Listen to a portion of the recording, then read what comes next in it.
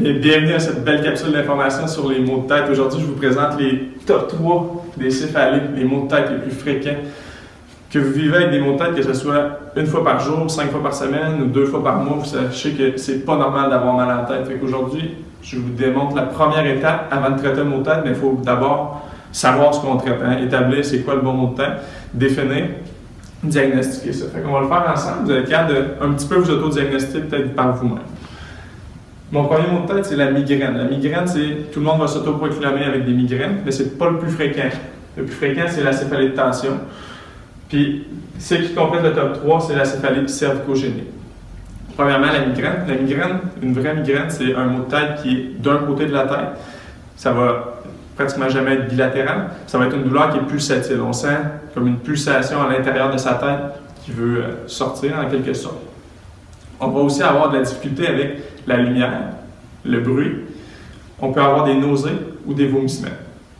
La douleur est également d'intensité sévère, comparativement à la céphalée de tension qui est moins capacitante à travers la journée. Fait que la migraine, si on récapitule, d'un côté de la tête, j'ai vraiment de la difficulté à tolérer le bruit, tolérer la lumière ou un des deux, nausées, vomissements. Finalement, céphalée de tension, elle va plus arriver vers la fin de la journée, l'intensité est plus modérée, on est capable de faire notre journée quand même, on n'a pas besoin d'être dans une pièce, dans le noir, pas de bruit, parce qu'on est plus ou moins agressé par ça. Ça va être un petit peu comme un bandeau, fait que vous allez avoir l'impression d'avoir un serrement autour de la tête. Des fois, c'est plus d'un côté ou de l'autre, mais souvent bilatéral, ça peut être derrière ou devant seulement aussi, mais elle va plus souvent être des deux côtés de la tête. Elle peut avoir des nausées aussi, elle va rarement provoquer des vomissements, ce qui est de la céphalée de tension. Comme j'ai dit, elle arrive plus en fin de journée.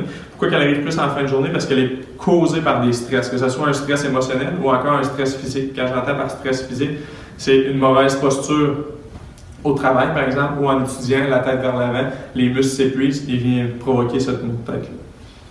La dernière, céphalée cervicogénique. Céphalée cervicogénique, on va l'avoir souvent avec une douleur vive au cou ou encore suite à un accident de voiture, par exemple.